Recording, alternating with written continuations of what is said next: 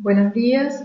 El tema que desarrollaremos hoy es antifúngico, mecanismos de resistencia a los antifúngicos y las pruebas de sensibilidad. La bibliografía que está colocada refuerza y aclara los conocimientos vertidos en esta clase. La clase tiene los siguientes objetivos: conocer a los distintos antifúngicos y sus mecanismos de acción sobre la célula fúngica, comprender los mecanismos de la adquisición de la resistencia a los antifúngicos y conocer los métodos de determinación de la sensibilidad a los antifúngicos de un determinado aislamiento.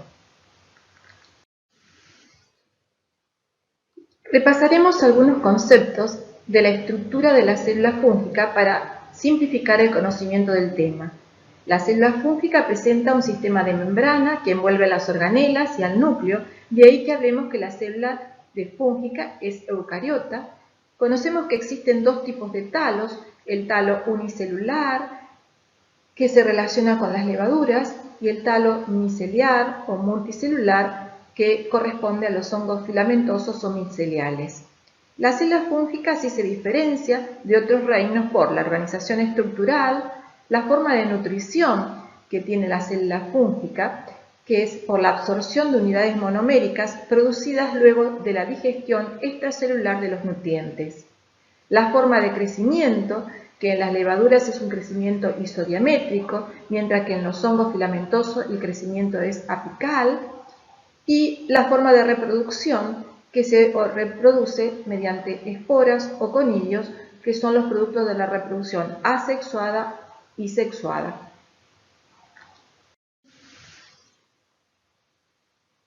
En los dos tipos de talos se observan todas las estructuras que corresponden a la célula fúngica: núcleo, nucleolo, citoplasma, membrana citoplasmática, pared celular, aparato de Golgi, retículo endoplásmico, mitocondrias. Se visualiza un esquema que corresponde a una hifa tabicada con todas las estructuras antes mencionadas, y se observa un acúmulo de vesículas en la zona de crecimiento hifal.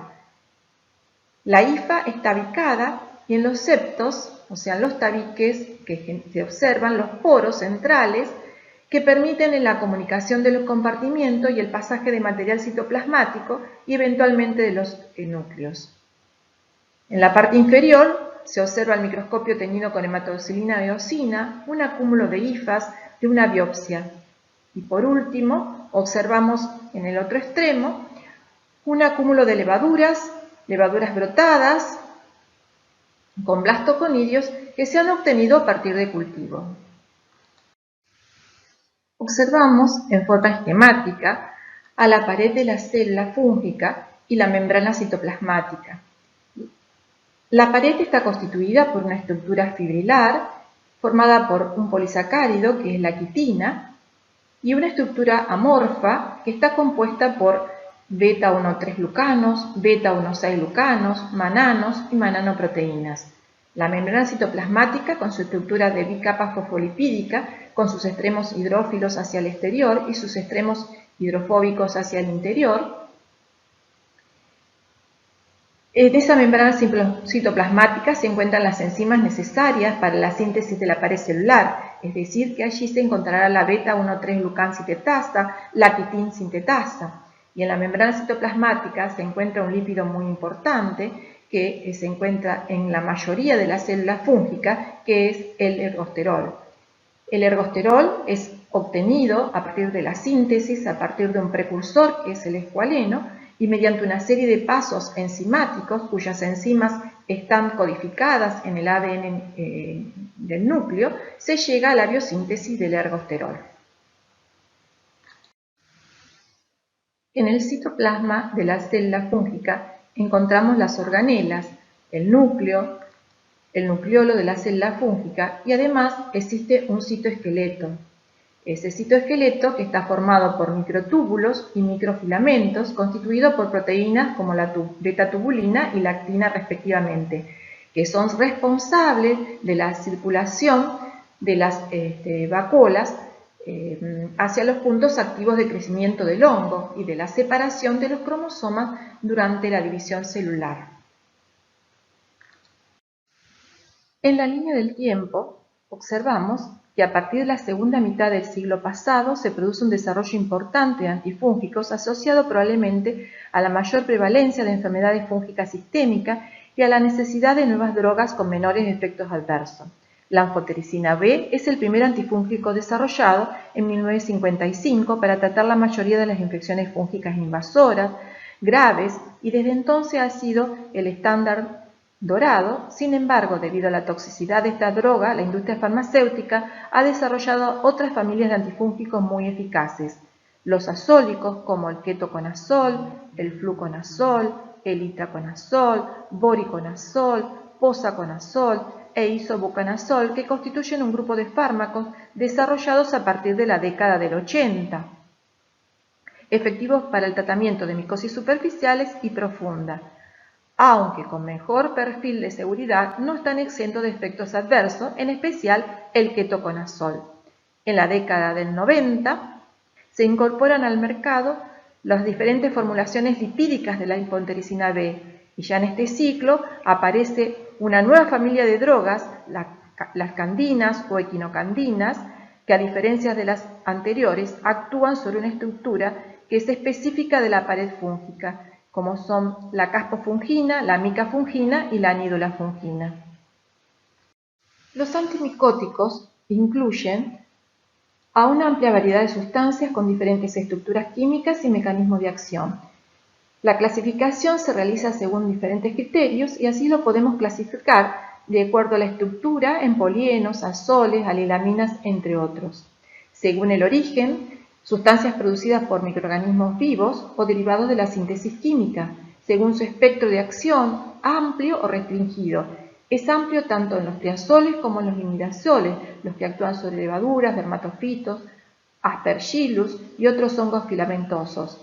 El fluconazol es la excepción, pues carece de actividad sobre algunas levaduras, como por ejemplo Candida krusei, y sobre aspergillus, los mucorales y otros hongos filamentosos como los fusarium.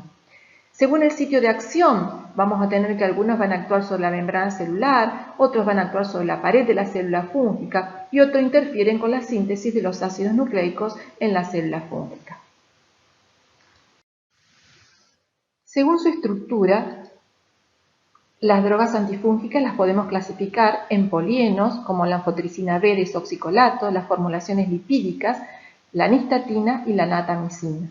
En azoles, como imidazoles, y dentro de este grupo tenemos al ketoconazol y el miconazol, entre otros, triazoles como fluconazol, itraconazol, voriconazol, posaconazol, isobuconazol, las alilaminas con la terbinafina, su representante, las pirimidinas floradas como la 5-fluorocitosina o fluocitosina, los lipopéptidos o candinas, donde tenemos la caspofungina, anidolafungina y micafungina, péptidos nucleósidos como la nicomicina Z, de derivados tetrahidrofuranos tenemos las sordarinas y azordarinas, y otras tenemos la grisofulvina, los tiocarbamatos con su representante el tornastato y las morfolinas con su representante la morolfina.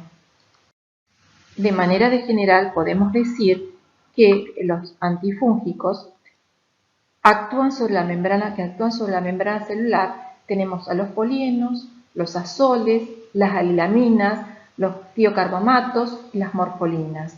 Actúan sobre la pared celular, las candinas, la nicomicina Z. Actúan inhibiendo la síntesis proteica, inhibiendo el factor 2 de elongación, las sordarinas y azordarinas, y actúan sobre el núcleo de las pirimidas floradas como la 5-fluorocitosina.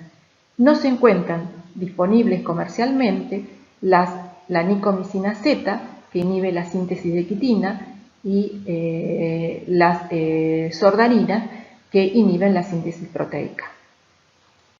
La anfotericina B fue desarrollada en 1955, es un producto de la síntesis de un microorganismo como es Streptomyces nodosus, y esta molécula es una molécula lipofílica que se une al ergosterol de la membrana citoplasmática. Este antifúngico es un macrólido heptaeno formada por una porción hidrofílica de varios átomos de carbono hidroxilados y una porción hidrófoba que consta de 7 átomos de carbono unidos por doble enlace. De ahí el nombre de polieno que tiene este compuesto de acuerdo a su estructura. Presenta también una cadena lateral de nicosamina. En la figura se observa cómo se unen los extremos hidrófilos de la anfotericina B y los extremos hidrofóbicos con la membrana citoplasmática y se produce un poro en la célula fúngica. Como consecuencia de esa formación de poros, se produce la pérdida de cationes y aniones monovalentes y otros electrolitos, incluyendo a la glucosa. Se la considera el estándar de oro, aunque actualmente se la cuestiona su uso como tal, porque las nuevas alternativas antifúngicas que veremos en el transcurso de esta clase han abierto una nueva dimensión, con resultados de respuestas terapéuticas similares a la anfotericina B e incluso mejores en algunos casos con menores efectos adversos.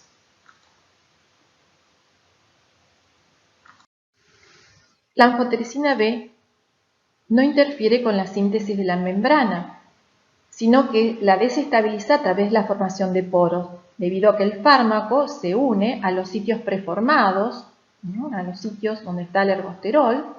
El comienzo de acción es rápido, ya que no se relaciona con la velocidad de crecimiento del hongo. El escape de los componentes del medio intracelular, es decir, de potasio, sodio, calcio, magnesio y de glucosa, produce la pérdida de la viabilidad del hongo, acción conocida como fungicida. La unión al colesterol de las células humanas es de menor avidez. El aumento de la permeabilidad de la célula fúngica por parte de la anfotericina B no es el único mecanismo responsable de la muerte celular. El ergosterol de la membrana está también asociado a otros procesos como endocitosis, fusión de vacuolas, estabilización de proteínas de membrana. Por lo tanto, el secuestro del ergosterol por parte de la anfotericina B lleva también a otros efectos tóxicos. Por otro lado, se ha demostrado que este antifúngico puede producir un estrés oxidativo en la célula fúngica por un mecanismo todavía no conocido. Induce la acumulación de óxido nítrico y de intermediarios reactivos del oxígeno que producen daños sobre moléculas y estructuras vitales para la célula fúngica. Se demostró también que tiene un efecto inmunomodulador. Este efecto modulador se debe por la producción de un perfil de tipo Th1 como consecuencia de la depresión de la interleuquina 4. El mecanismo por el cual la anfotericina B induce este efecto de inmunomodulación no se conoce. Así, la muerte de la célula fúngica acontece por un mecanismo que es multifactorial. Con respecto a las características farmacocinéticas de la anfotericina B, podemos decir que tiene una baja absorción por vía oral de alrededor de un 5%, que la vía de administración es la vía endovenosa en forma lenta, que se une a las lipoproteínas plasmáticas en un 90 o 95%, se fija a las membranas citoplasmáticas de hígado, pulmón, vaso y riñón, que puede atravesar meninges cuando éstas están inflamadas y que atraviesa la placenta. Con respecto a los efectos adversos de la anfotericina B, podemos decir que la toxicidad es dependiente de la dosis y los principales efectos adversos de la anfotericina B se relacionan con la infusión y la nefrotoxicidad. La nefrotoxicidad es el efecto adverso más importante relacionado con este fármaco. La anfotericina B desoxicolato, o sea que la anfotericina B se combina con el desoxicolato para hacerla soluble, causa un descenso del filtrado glomerular dependiendo de la dosis y produce una vasoconstricción directa sobre las arteriolas renales aferentes, reduciendo de esta forma el flujo sanguíneo glomerular y tubular renal. La nefrotoxicidad es en general reversible con una dosis máxima de 4 o 5 gramos y con una adecuada hidratación. Sin embargo, el daño puede ser permanente en la función renal cuando la dosis supere los 5 gramos. Los síntomas concernientes como la administración, como fiebre, escalofríos, temblores, cefalea y vómitos, hipotensión, se relacionan con la liberación de TNF-alfa o prostaglandinas. La tromboflebitis y necrosis tisular se relacionan con la administración del fármaco por una vía periférica. La observación de una anemia normocítica y normocrómica se relaciona con la inhibición de la síntesis de la eritropoyetina. La anfotericina B se encuentra en diferentes formulaciones. Una de ellas es la anfotericina B desoxicolato y otras formulaciones son las formulaciones lipídicas de la anfotericina B, que se encuentran la anfotericina B dispersión coloidal, que se encuentra la anfotericina B con sulfato de colesterol, la otra la anfotericina B en complejos lipídicos, que incluye concentraciones equimolares de anfotericina B y de lípidos, y por último la anfotericina B liposomal, en el cual un liposoma unilaminar de alrededor de 55 a 75 nanómetros de diámetro contiene aproximadamente una molécula de anfotericina por cada 9 moléculas de lípidos. La anfotericina B ha sido utilizada durante décadas como el antifúngico de elección para el tratamiento de las enfermedades fúngicas invasoras. Las formulaciones lipídicas de la anfotericina B permiten un aumento de la dosis, tienen una mejor distribución en el sistema retículo endotelial y en general tienen menores efectos adversos asociados con la toxicidad renal y menores efectos adversos asociados con la infusión. Tienen como desventaja el alto costo y la eficacia es similar a la anfotericina B desoxicolato o convencional. El mecanismo de la liberación de la anfotericina B a partir del liposoma es desconocido, sin embargo se postula que el liposoma que transporta la anfotericina B es captada por el macrófago y se forma una vesícula endocítica al cual se une el lisosoma, se produce el fagolisosoma y ese macrófago llevaría a la anfotericina B liposomal en su interior y lo llevaría hasta el sitio de infección, al cual se dirigen las células fagocíticas. La afinidad de la anfotericina B por el colesterol es mayor que su afinidad por el colesterol, por lo que es extraída del liposoma e integrada a la membrana celular del hongo. La fluocitosina o la 5-fluorocitosina es una pirimidina florada desarrollada como antimetabolito para el tratamiento de las leucemias en 1957. Es una prodroga que se convierte en la célula fúngica, se convierte en un análogo del uracilo, en 5-fluorouracilo, que incorporado en el ARN impide los procesos de transcripción y transducción. Se produce además inhibición de la timidilato sintasa y la consiguiente inhibición de la síntesis de ADN y división nuclear.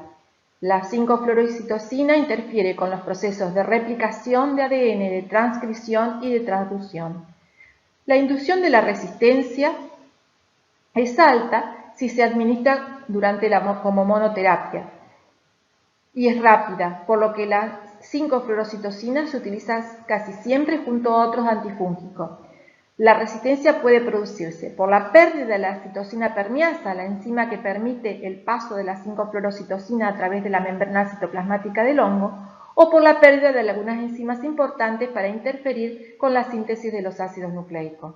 La combinación de la terapia de la 5-fluorocitosina con la anfotericina B ejerce un efecto al menos aditivo en el tratamiento de la meningitis fitococócica, donde el uso combinado de ambas drogas reduce la dosis requerida de anfotericina B y suprime el desarrollo de la resistencia a la 5-fluorocitosina. Les tengo que decir que en nuestro país no se encuentra disponible, digamos, la 5-fluorocitosina. Los mecanismos mediante los cuales la 5-fluorocitosina o fluocitosina ejerce sobre la célula fúngica podemos sintetizarlo en la presente diapositiva. O sea, inhibe la timidilato sintasa y de ahí que inhibe la síntesis de ADN en la célula fúngica. Incorporado en el ARN como 5-fluorouracilo, interrumpe el proceso de transcripción y transducción, lo que lleva a la inhibición de la síntesis proteica. La 5-fluorocitosina tiene efectos adversos donde podemos encontrar la depresión de la médula ósea, la hepatotoxicidad y la intolerancia gastrointestinal. Los azoles constituyen un nuevo grupo de fármacos sintéticos desarrollados a partir de la década del 80, efectivos tanto para el tratamiento de micosis superficiales como de micosis profunda, con un mejor perfil de seguridad, aunque no exento de los efectos adversos. Pertenecen a una familia de compuestos químicos aromáticos caracterizada por disponer de un anillo pentagonal nitrogenado que en función al número de nitrógenos que posee ese anillo se dividen imidazoles con 2 átomos de nitrógeno como miconazol, ketoconazol, sertaconazol, clotrimazol, econazol y triazoles como fluconazol e itraconazol que corresponden a los de primera generación y boriconazol y posaconazol como los azoles de segunda generación. Se encuentra esquematizado la síntesis del ergosterol que parte del escualeno y mediante una serie de pasos enzimáticos se llega a la biosíntesis del ergosterol. Una enzima importante de esta ruta biosintética lo constituye la lanosterol 14-alfa-demetilasa que caracteriza el proceso de demetilación del lanosterol. Esta enzima está codificada por un gen que es el gen ER11. Los azoles, como fluconazol, boriconazol, posaconazol, itraconazol y saboconazol, se unen al sitio activo de la lanosterol 14-alfa-demetilasa, interrumpiéndose la síntesis del ergosterol. Los azoles provocan una acumulación de 14-alfa-metilesteroles y la reducción de concentración de ergosterol en la membrana citoplasmática del hongo. Esto produce una alteración en la permeabilidad de las células fúngicas y se dice que los azoles son antifúngicos fungiestáticos. Los azoles entran por la célula por un mecanismo no conocido aún. Como consecuencia de la entrada a la célula se dirige al sitio activo de la enzima de la lanosterol 14-alfa-demetilasa. Como consecuencia no se produce la demetilación del lanosterol y se acumulan 14-metil-alfa-metilfecosterol, dioles, y esto modifica la función y estructura y la fluidez de la membrana. Además parece que las células con alfa-metilesteroles son más sensibles a los sistemas microbicidas dependientes del oxígeno. Asimismo se produce la acumulación de peróxido de hidrógeno, lesionando la estructura de organelas intracelulares del hongo. La depresión del ergosterol y la acumulación de esteroles tóxicos lleva a la disminución del crecimiento de las células fúngicas. De ahí que los azoles son compuestos fungiestáticos. El grupo de los azoles está compuesto por dos familias, los imidazoles y los triazoles, que comparten mecanismos de acción y mecanismos de resistencia. Entre los imidazoles está el miconazol, el clotrimazol, el econazol, el sertaconazol, que son utilizados como formas tópicas para el tratamiento de las micosis superficiales. Dentro de los imidazoles también se encuentra el ketoconazol, que fue descubierto en 1978, tiene una buena absorción oral y un amplio espectro de actividad. Fue el primer antifúngico activo frente a las 3 micosis superficiales más frecuentes, las dermatofisia, las candidiasis y la pityriasis versicolor. Su absorción es dependiente de la acidez gástrica, requiere de un medio ácido para absorberse y alcanza niveles relevantes en queratinocito, líquido vaginal, leche materna, tiene una alta unión a proteínas plasmáticas. Alcanza el estrato córneo por secreción de las glándulas sudoríparas y sebáceas. Debido al potencial tóxico del ketoconazol, que es hepatotóxico, ejerce toxicidad gástrica y endocrina, y la disponibilidad de poder contar con otros antifúngicos menos tóxicos y más eficientes, hizo que esta droga sea actualmente poco usada. El ketoconazol es la droga de segunda línea para el tratamiento de formas no meningias de las micosis sistémicas endémicas. Los triazoles se toleran mejor, con un mayor espectro de acción para otros hongos, y la toxicidad de los triazoles es menor que la de los imidazoles. También pueden inhibir sistemas enzimáticos de los mamíferos. La eliminación de los azoles se realiza a través del metabolismo en el que intervienen algunas isoenzimas del sistema microsomal del citocromo P450. Los triazoles se encuentran aprobados para el tratamiento de las formas sistémicas de las micosis. Otros antifúngicos que actúan inhibiendo la síntesis del ergosterol tenemos a las alilaminas, como la terbinafina, a los tiocarbamatos con el tolnastato, a las morfolinas con la amorolfina.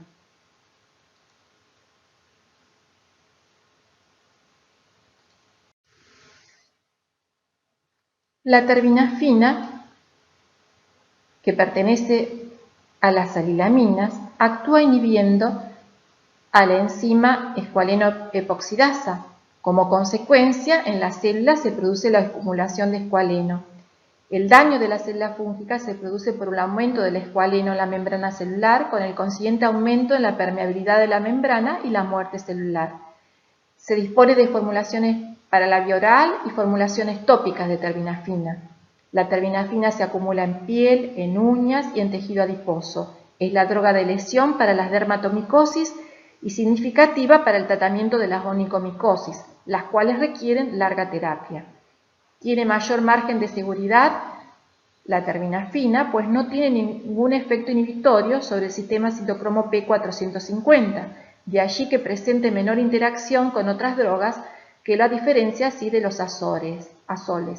La morolfina, como las morfolinas, son de uso tópico y son eficaces para los dermatofitos, levaduras y otros hongos filamentosos. Intervienen en la síntesis de dos enzimas claves en el camino biosintético del ergosterol. Están indicadas en el tratamiento de la tinea unguium y la onicomicosis por levaduras y hongos filamentosos. Las morfolinas se presentan en solución al 5% como una laca para uñas. A manera de resumen, indicamos que la terbinafina inhibe la síntesis del ergosterol a nivel de la epoxidación del escualeno, está indicada en el tratamiento de las micosis superficiales, se dispone para la vía oral y de formulaciones tópicas y se absorbe por vía digestiva. La grisofulvina es otro antifúngico que es un metabolito de un hongo que es el Penicillium grisofulvum. Produce la inhibición de la mitosis de la célula fúngica por alteración de los microtúbulos. Además podemos señalar que produce la alteración de una enzima que es la quitinsintetasa porque inhibe la síntesis proteica. La grisofulvina es depositada primariamente en las células precursoras de la queratina, de ahí que el efecto antimicótico sea selectivo para dermatofitos. La grisofulvina es fungiestática para diversas especies de dermatofitos y se detecta en la piel 4 a 8 horas después de administración. Está indicada en el tratamiento de la tinea capitis y de la tinea corporis en niños por su menor toxicidad que los azoles. En la figura se observa una forma típica de tinea capitis, una placa tonsurante con pelos cortados a unos pocos milímetros del cuero cabelludo y una zona escamosa.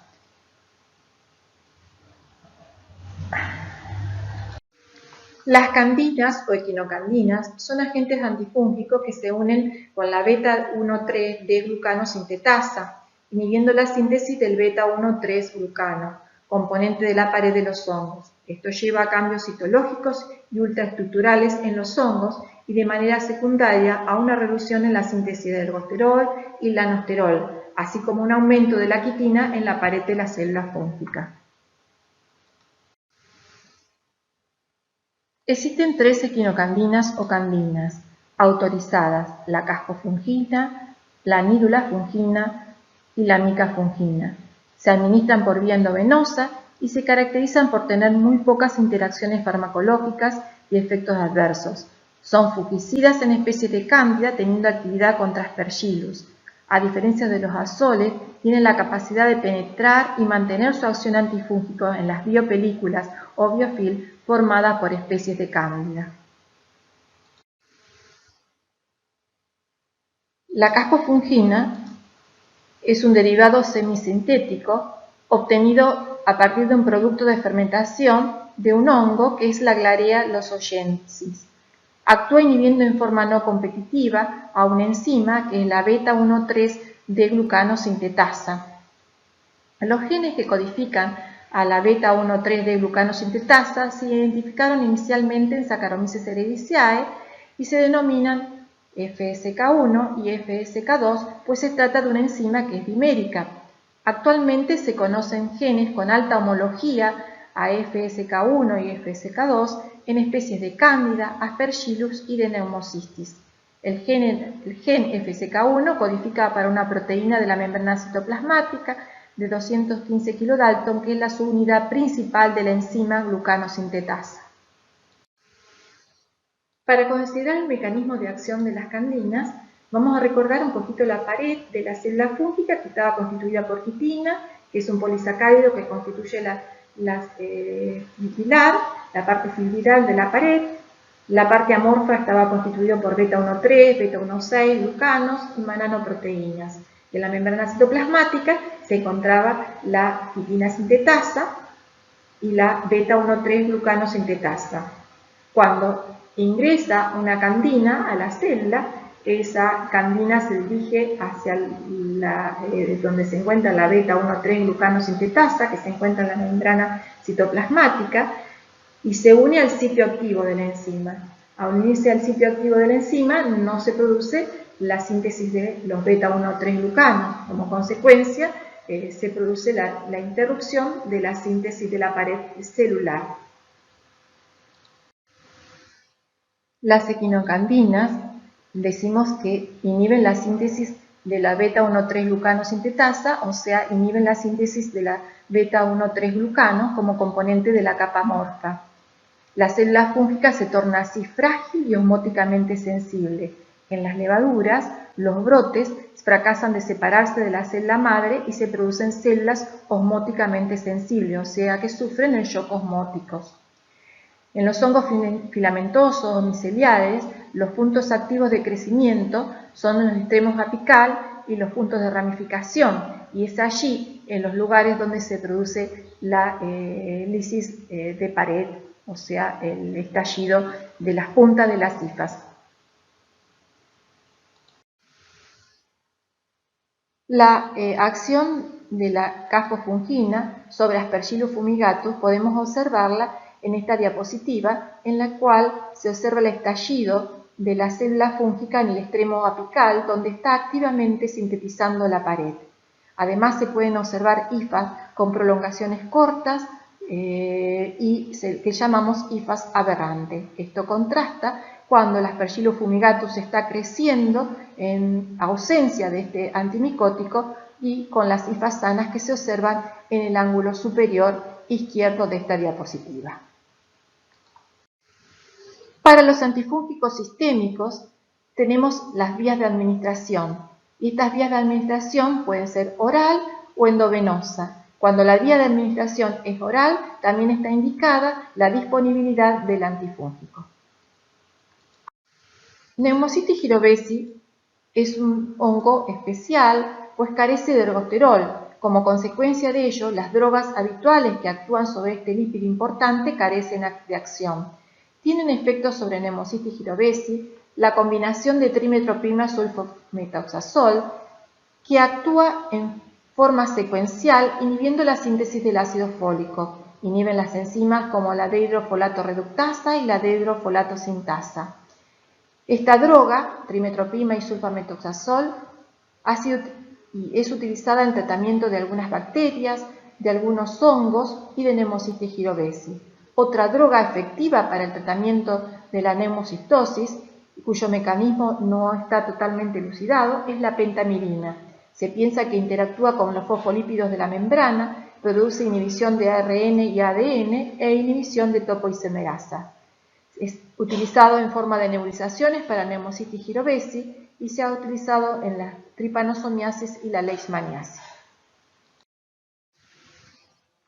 La síntesis de estos fármacos antifúngicos comenzó a partir de la segunda mitad del siglo pasado y desde entonces no ha cesado el diseño de nuevas moléculas para combatir a las infecciones fúngicas invasoras, las cuales han aumentado sustancialmente en las últimas 4 décadas en relación con la aparición de la epidemia del SIDA, del uso de la quimioterapia en pacientes oncohematológicos, el uso de fármacos antirrechazo en pacientes receptores de trasplante y la mayor utilización de dispositivos intravasculares.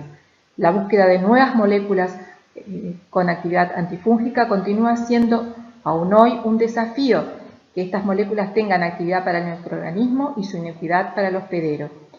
El uso de tratamientos combinados tiene por finalidad perseguir la sinergia evitar el antagonismo de los fármacos usados. La sinergia se logra cuando el desenlace obtenido con la combinación de los antifúngicos es superior a cada uno en la monoterapia. En la próxima diapositiva veremos las opciones que tenemos de distintas sinergias. Se han utilizado combinaciones de antifúngicos que producen la inhibición de distintas etapas en la misma ruta, así como es, por ejemplo, la inhibición de la síntesis del ergosterol producida por los azoles y la terminafina. Ambos compuestos actúan inhibiendo la síntesis de ergosterol, pero inhibiendo diferentes enzimas y alterando como consecuencia la permeabilidad de la membrana. Otro mecanismo de combinación de antifúngicos que podemos citar es el aumento de la entrada de un compuesto como consecuencia del efecto facilitador de otro que actúa sobre la pared o en la membrana citoplasmática, como por ejemplo la acción de la anfotericina B y la 5-fluorocitosina. Y por último podemos citar la inhibición simultánea de dos dianas distintas o dos sitios de acción diferentes de los antifúngicos. Podemos mencionar aquí la combinación de la síntesis de la pared celular por la cascofungina acoplado a la anfotericina B que actúa sobre el ergosterol presente en la membrana. Por último, debemos considerar la estrategia de combinar las drogas antifúngicas con sustancias inmunomoduladoras. Si se considera que las infecciones fúngicas se presentan con mayor frecuencia en el contexto de una inmunosupresión de base, la instauración de un tratamiento adecuado deberá considerar, además de una terapia antifúngica efectiva, el control de la inmunosupresión. En este sentido, se han evaluado algunas estrategias inmunomoduladoras para potenciar la respuesta inmune del hospedero y coadyuvar en el tratamiento de la micosis. La tabla que se presenta en esta diapositiva se resumen los principales agentes inmunoterapéuticos que están en etapa de investigación avanzada y están siendo evaluados en estudios clínicos para el tratamiento de las micosis. Con respecto al mecanismo de resistencia de los antifúngicos, podemos decir que en las últimas décadas, a causa del incremento en el número de infecciones fúngicas, se aceleró el uso de antifúngicos. El aumento de las micosis es el resultado de varios factores: infecciones fúngicas oportunistas asociadas con disfunción inmune, como por ejemplo lo que ocurre en la pandemia del SIDA, con el incremento en el número de trasplantes de médula ósea y órganos sólidos, y por la agresiva quimioterapia en pacientes con cáncer. Asimismo, las infecciones fúngicas adquiridas en el hospital son además emergentes. Así, por ejemplo, Candida albicans es la cuarta especie que más comúnmente invade el torrente circulatorio en el ámbito nosocomial o intrahospitalario. Con el incremento de las infecciones fúngicas se produce un aumento en el uso de los antifúngicos y esto ha acelerado el desarrollo de resistencia. Es por ello que nos vamos a dedicar a conocer los mecanismos que llevan a las diferentes especies fúngicas a la resistencia y además a evaluar las pruebas de sensibilidad de un determinado aislamiento frente a un antifúngico. La resistencia clínica se define como la persistente progresión de la infección a pesar de la apropiada terapia antimicrobiana. La resistencia microbiológica es la del microorganismo patógeno, se determina en condiciones estandarizadas en el laboratorio. Y por último, la resistencia puede tener una base molecular que aclararemos en el transcurso de la clase. Una exitosa respuesta clínica a la terapia antimicrobiana no solamente depende de la sensibilidad del organismo patógeno, sino que es dependiente de la respuesta inmune del huésped. Las drogas antifúngicas y el sistema inmune trabajan juntos para controlar la infección. Las infecciones en pacientes con un sistema inmune no funcional serán más difíciles de tratar, pues la droga debe combatir la infección sin el efecto aditivo del sistema inmune. La respuesta clínica depende del sitio de la infección, del lugar, o sea, si es sistémica o localizada, la piel, si es en mucosa oral, vaginal, en ojo y cerebro, que contribuyen a la resistencia clínica, ya que algunos de estos sitios son protegidos e inaccesibles a las drogas antifúngicas. Además, la resistencia clínica contribuye cuando hay un foco protegido o persistente de infección, como catéteres o abscesos, sitios con necrosis donde la llegada del antifúngico se ve dificultada. La respuesta clínica depende del microorganismo. En relación al aislamiento fúngico, la especie aislada de la infección determinará la droga efectiva. El tipo de célula fúngica puede tener un efecto sobre el tratamiento. Los hongos presentan una variedad de formas morfológicas, levaduras, clamidoconidios, conilios, micelios, cada uno de los cuales tiene una sensibilidad específica al antifúngico. La severidad de la infección también puede contribuir a la resistencia clínica, ya que grandes concentraciones de células fúngicas requerirán de mayores concentraciones de drogas antifúngicas y de más largo tratamiento. La presencia de objetos extraños, incluyendo catéteres, prótesis, pueden contribuir, ya que el hongo puede adosarse o invadir estos objetos, creando una fuente constante de inóculo para la formación de una biopelícula o biofilm, que proporciona protección a la terapia con drogas y al sistema inmune. Además, las diferencias morfológicas, varias especies fúngicas, incluyendo Candida albicans, existen en diferentes fenotipos o estados celulares y en distintos serotipos determinados por su característica de la pared celular. Estos estados celulares o serotipos varían en la sensibilidad a la droga. La estabilidad genómica puede afectar la sensibilidad a los antifúngicos. El mejor ejemplo lo constituye Candida glabrata, un microorganismo que es haploide, que desarrolla comúnmente la resistencia a los azoles, a diferencia de Candida albicans, que es diploide, y el desarrollo de la resistencia es menos frecuente. Llega a la resistencia por mutación de ambos alelos que codifican para las enzimas de la síntesis del ergosterol. Con la gravedad de la infección, debido a que a un gran número de microorganismos se incrementa la posibilidad de mutaciones al azar que podrán eventualmente llevar a la resistencia clínica. Y por otro lado, también interviene en esa resistencia el efecto del cuello botella, por el cual un drástico descenso en el número de miembros de una especie fúngica en algún momento del pasado, llegando en algunos casos a estar al borde de la extinción, puede alterar la sensibilidad de los antifúngicos al ejercer la presión de selección hacia cepas resistentes. Otro efecto que interviene y que contribuye a la resistencia antifúngica es la droga. La resistencia clínica al factor droga, porque las características farmacocinéticas y las interacciones entre las drogas contribuyen a la resistencia clínica. Es por ello que cuando el laboratorio nos informa un aislamiento sensible, nosotros no siempre podemos esperar una respuesta terapéutica, porque estamos considerando un solo efecto sobre la resistencia, mientras que en la resistencia están interviniendo los factores del huésped, el microorganismo y el factor droga. Antes de introducirnos al tema de la resistencia a los distintos fármacos, debemos definir algunos conceptos de resistencia en un aislamiento fúngico. Una resistencia intrínseca, como se la conocía anteriormente, o natural o insensibilidad, como se conoce actualmente, acontece cuando ningún miembro de una especie fúngica es sensible a un determinado antifúngico. Así, por ejemplo, Candida krusei es resistente intrínseca al fluconazol, o por ejemplo, Cryptococcus neoformans es resistente intrínseca a las equinocandinas.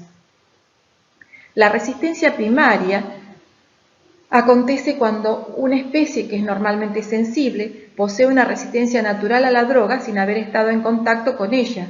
Por ejemplo, Candida glabrata presentará una distribución de valores de sensibilidad en las cepas y algunas serán resistentes al fluconazol sin estar expuestas a ese antifúngico.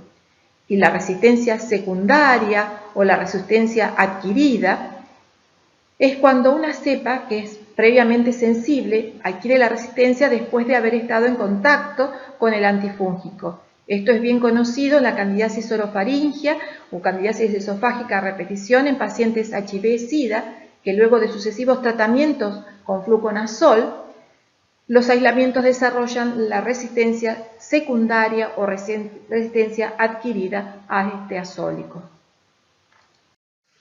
Como mecanismos generales de la resistencia a los antifúngicos, podemos nombrar que que el antifúngico presenta una permeabilidad disminuida en la célula fúngica, o sea que no entre prácticamente la célula fúngica, que sea expulsado por bombas de flujo a mayor velocidad que la entrada del antifúngico a la célula fúngica, que sea inactivado en el medio externo de la célula mediante enzimas, este mecanismo no se ha detectado en la célula fúngica, que se produzcan modificaciones en la enzima sobre el cual actúa el antifúngico. ¿Qué modificaciones podemos tener? Que se produzca una sobreproducción de la enzima blanco, entonces parte del blanco de la enzima se unirá al antifúngico y el resto libre del mismo continuará con la función normal en la célula. 2. Que se produzcan mutaciones en el gen que codifica para esa enzima que impiden la unión con el antifúngico, pero la célula continúa con la función habitual. Y por último, la alteración en una vía metabólica que conduce a la inactivación de productos tóxicos generados por la acción de antifúngicos. Así, por ejemplo, la acción de los azoles lleva a la acumulación de 14 metilesteroles y dioles. La mutación en otro gen de esta ruta enzimática previene la acción tóxica de esos intermediarios y así la resistencia de la célula fúngica. Se esquematiza en este caso la síntesis del ergosterol y los sitios donde los antifúngicos actúan inhibiendo la síntesis del mismo. Para comprender los mecanismos por los cuales una célula llega a ser resistente, vamos a primero ver qué ocurre cuando una célula es sensible. Por ejemplo, a un azol y en especial al fluconazol. Ese fluconazol entra a la célula por un mecanismo desconocido y es eliminado hacia el exterior por bombas del flujo codificadas por los genes MDR en caso del fluconazol o por bombas codificadas por genes CDR en el caso de otros azoles.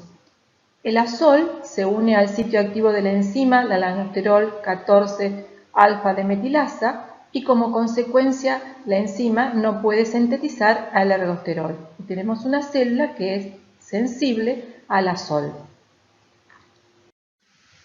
Se encuentra representado en este caso una célula de levadura que es resistente a un azol, como por ejemplo el fluconazol, que penetra una célula por un mecanismo, la célula de levadura, por un mecanismo que no es conocido, y es expulsado por medio de las bombas que se sobreexpresan, en este caso las bombas MDR. Se produce una sobreproducción de la enzima blanco, de manera que parte de esa enzima se va a unir al antifúngico y no va a poder llevar a cabo la síntesis del ergosterol, pero parte de la enzima que no tiene el antifúngico unido podrá llegar a cabo la síntesis del ergosterol.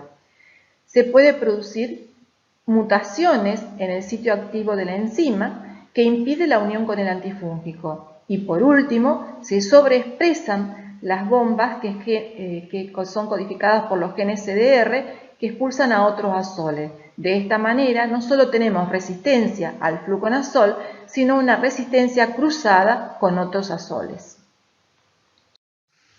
Se observa en este caso una candidiasis oral en un paciente HIV positivo con muguet, o sea, esas placas blancas engastadas sobre la superficie de la lengua, una queilitis con un compromiso de la cándida en las comisuras labiales que presenta este paciente, y el aislamiento fúngico a partir de un material clínico de este paciente reveló en un medio cromogénico la presencia de una levadura que tiene un color verde. Cuando se estudió el desarrollo en otro medio, como agar leche Twin 80, desarrolló la presencia de clamidoconidias y fue característico de una especie que se denomina Candida albicans.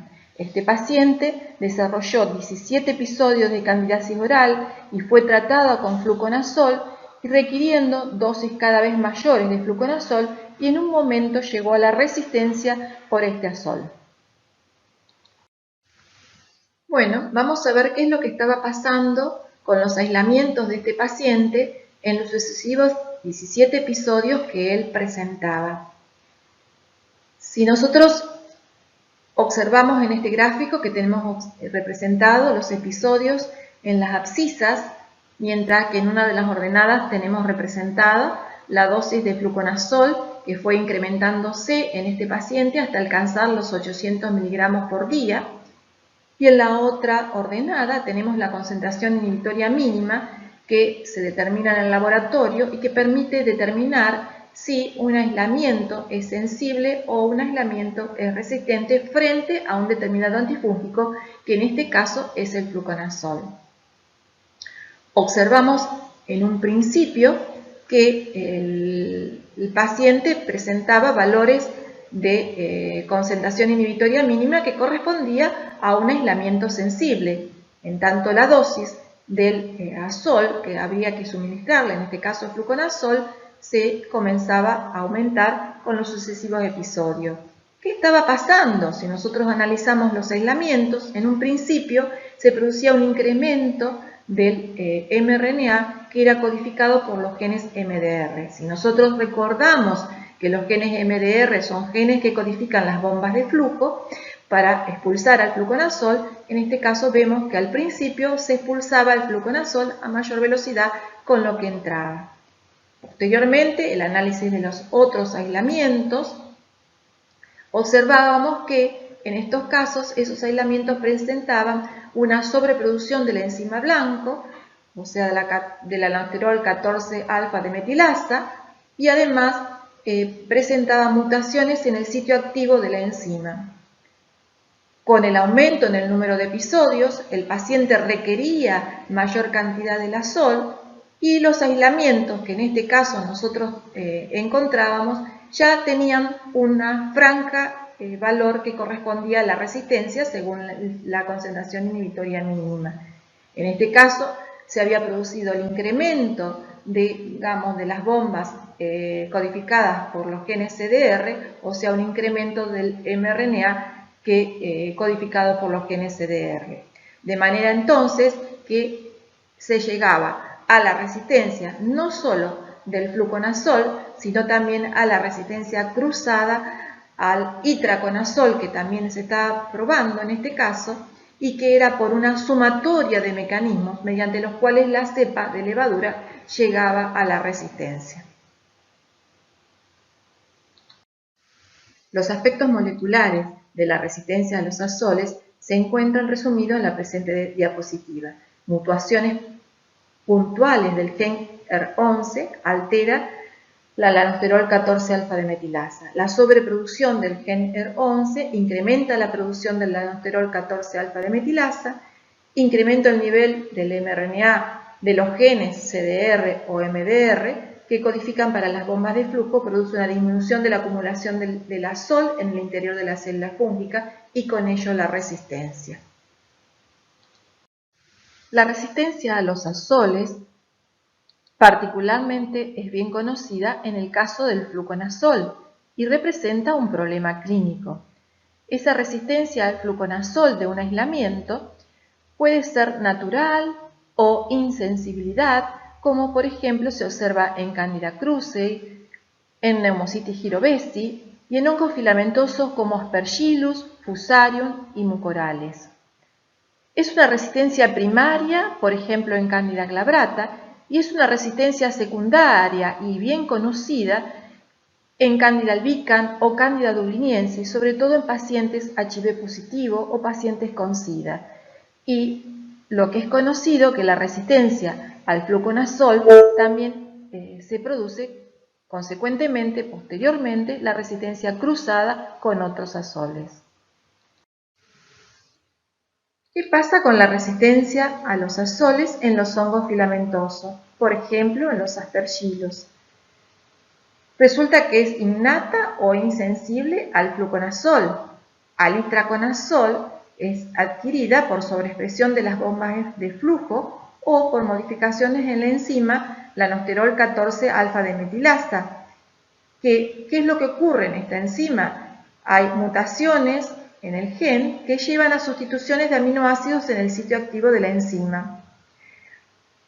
Que no solamente puede ocurrir la resistencia al itraconazol, sino también podrá ocurrir una resistencia cruzada entre el itraconazol y el posaconazol.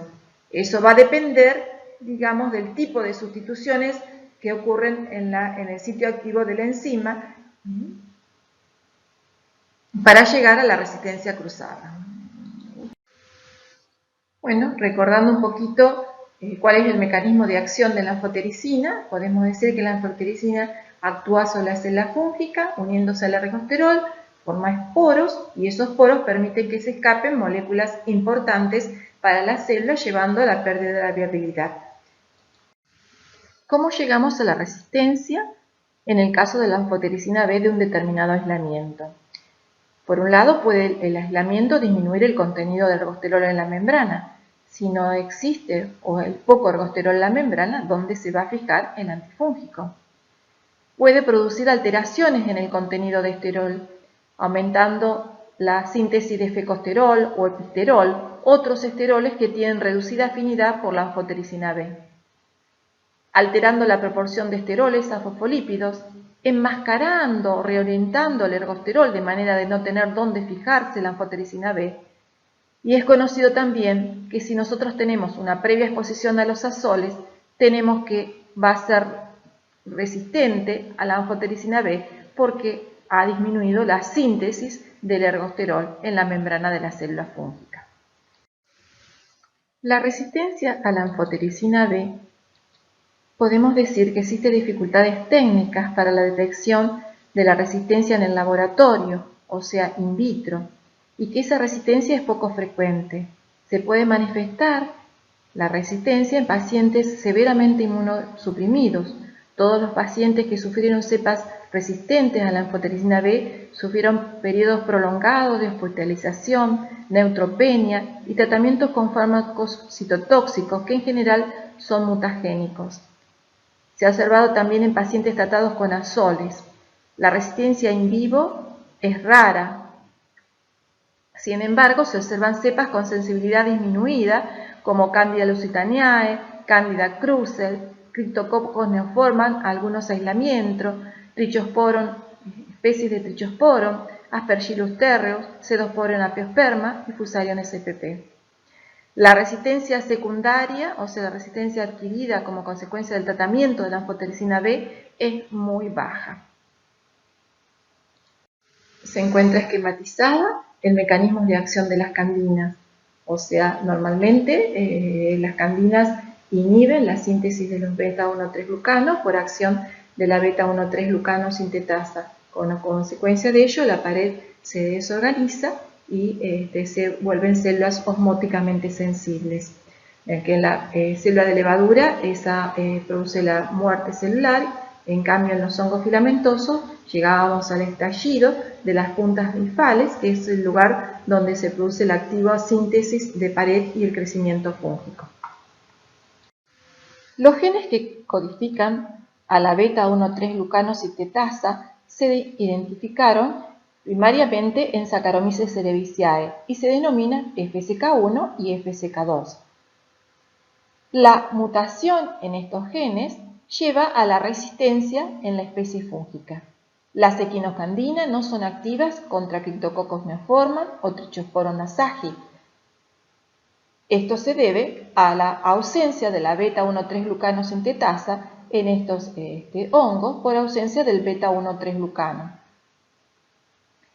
La resistencia secundaria a las equinocandinas se observa en Candida glabrata, debido a que la Sociedad de Infectología recomienda que en el tratamiento de especies de Candida glabrata el uso de equinocandinas, y esto, la mayor administración de esta candina lleva a la resistencia secundaria. Candida parasilosis exhibe valores de concentración inhibitoria mínima a las de equinocandina elevados, como lo determina el laboratorio in vitro. Sin embargo, las infecciones por Candida parasilosis tratadas con equinocandinas muestran una respuesta terapéutica.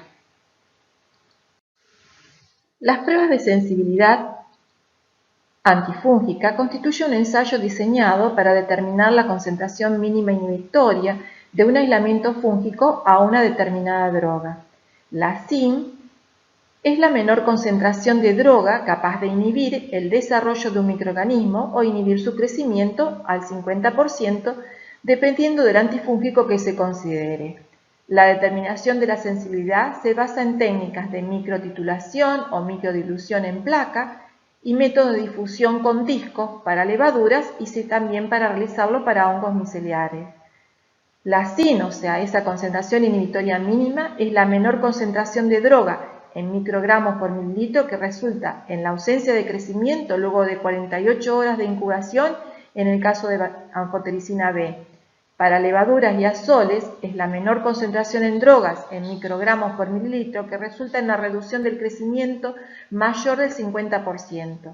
La diferencia en la lectura de esa concentración inhibitoria mínima entre la anfotericina B y los azoles se debe al mecanismo de acción de ambos antifúngicos, mientras que la anfotericina es fungicida, los azoles son fungiestáticos. Estas pruebas de determinación de la sensibilidad, o sea, que me permiten determinar la concentración inhibitoria mínima de un determinado aislamiento, me permiten diferenciar un aislamiento sensible de uno resistente a un determinado antifúngico in vitro. El estudio de la sensibilidad a las drogas antifúngicas tuvo poco desarrollo en el siglo pasado y no disponíamos de estándares reproducibles para su valoración, a pesar de que hacía tiempo se realizaba el estudio de la sensibilidad de una bacteria frente a un determinado antibiótico. El interés despertado en las pruebas de sensibilidad a los antifúngicos se puede explicar en nuestro siglo a través del incremento de las infecciones fúngicas, a la aparición de cepas resistentes, de procesos infecciosos producidos por nuevos microorganismos y a la amplia utilización de los antifúngicos, bien en pautas profilácticas o en tratamientos prolongados de mantenimiento. En Estados Unidos, el CLSI desarrolló estándares para la determinación de sensibilidad para levaduras y para hongos filamentosos, por métodos de dilución y por métodos de difusión. De la misma manera, los europeos, con el EUCAS, realizó una aproximación similar. Los objetivos de estos test son predecir la eficacia clínica de la terapia de un paciente con una enfermedad micótica. El método de dilución para determinar la sensibilidad de una especie a un determinado antifúngico constituye un método de referencia.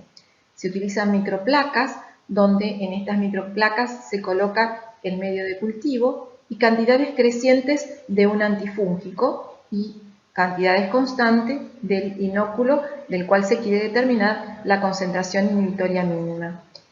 Se utilizan dos pocillos controles, como el pocillo número 12, que constituye el control de esterilidad, donde tenemos el antifúngico y el medio de cultivo. El pocillo número 11, que es el control de crecimiento, en el cual tenemos el medio de cultivo con el inóculo.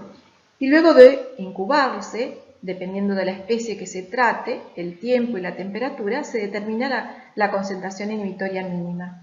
Y esa concentración inhibitoria mínima es la concentración menor de antifúngico en microgramos por mililitro capaz de inhibir el crecimiento fúngico si estamos considerando la anfotericina, o inhibir el desarrollo fúngico al 50% respecto del control de crecimiento, que era el tubo número 11, en el caso de los azoles. La SIM permite determinar la respuesta in vitro de un microorganismo a un determinado antifúngico. Existen puntos de cortes para las pruebas de sensibilidad a los antifúngicos que dependen de la especie que se trata y del antifúngico. Así, la concentración mínima inhibitoria determinada para una levadura identificada es menor que ese punto de corte, se considera que es sensible in vitro a ese antifúngico. Si la concentración mínima inhibitoria determinada es mayor que el punto de corte, en ese caso la levadura será resistente in vitro. Existe una categoría determinada SDD o intermedia, o sea, sensible dependiente de la dosis o intermedia, en el cual si el antifúngico es administrado en dosis mayores o altas, es posible encontrar una respuesta clínica frente a ese antifúngico.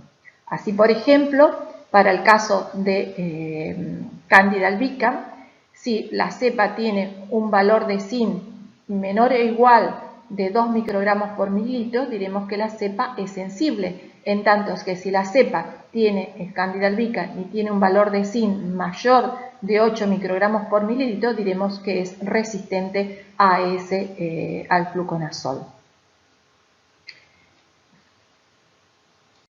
Existen también propuestas de puntos de corte para hongos filamentosos o miceliales. De esta forma se podrá determinar la concentración inhibitoria mínima para los antifúngicos anfotericina B, itraconazol, posaconazol y voriconazol, en tanto que para la caspofungina se determina la concentración mínima efectiva que es capaz de producir el estallido de los extremos bifales, que concuerda con el mecanismo de acción de las equinocandinas, o sea, la MEC.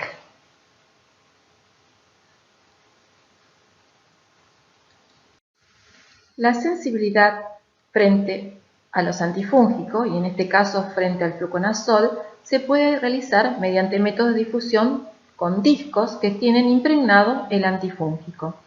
Son pruebas de difusión, pues existe la difusión del antifúngico hacia el medio de cultivo que determinará un halo de inhibición en el crecimiento de la especie fúngica. Existen puntos de cortes que determinan que de acuerdo al halo encontrado, si la especie resulta sensible dosis dependiente o resistente a un determinado antifúngico. Así, para Candida albicans, Candida parasilosis y Candida tropicalis será sensible cuando ese halo es mayor de 17 milímetros. Será resistente cuando ese halo es menor o igual de 13 milímetros. Otra prueba de difusión que podemos considerar es el ITES, que se fundamenta en que distintas concentraciones de antifúngico se encuentran incorporados en una tira inerte de plástico y desde esa tira difunde hacia el medio de cultivo donde se encuentra inoculado el microorganismo y comienza a producirse una elixir. O sea, a mayores concentraciones de antifúngico, mayor difusión, a menores concentraciones de antifúngico, menor difusión. En el punto de intersección de la elixir con el crecimiento fúngico se determina el valor de zinc. La diferencia con el disco es que el disco tiene una sola concentración, mientras acá tenemos un gradiente de concentración y permite determinar la concentración de zinc, o sea, el valor de zinc en microgramos por mililitro frente a un determinado antifúngico. Se ejemplifica, en este caso, el método de difusión para Aspergillus fumigatus y para Candida krusei frente al voriconazol. El voriconazol son discos que contienen una concentración de 10 microgramos por mililitro de voriconazol. El medio de cultivo en el cual se produce la prueba de sensibilidad es un medio que contiene Mueller-Hinton, glucosa y azul de metileno. Se siembra el microorganismo, se deja difundir, el antifúngico difunde desde su posición central, se origina un diámetro.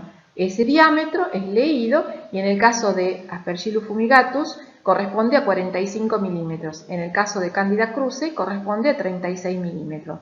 Pero esos diámetros corresponden a valores de MIC, o sea, concentración inhibitoria mínima, que se determina por método de dilución a 0,125 microgramos por mililitro y a 0,25 microgramos por mililitro en el caso de Candida krusei. La sensibilidad a los antifúngicos que se realiza en el laboratorio, debemos decir que no se realiza en forma rutinaria. Se justifica cuando el paciente no responde al tratamiento, cuando el aislamiento proviene de un sitio estéril. Es importante identificar la levadura o el hongo filamentoso a nivel de género y especie para identificar así la resistencia natural, intrínseca o insensibilidad.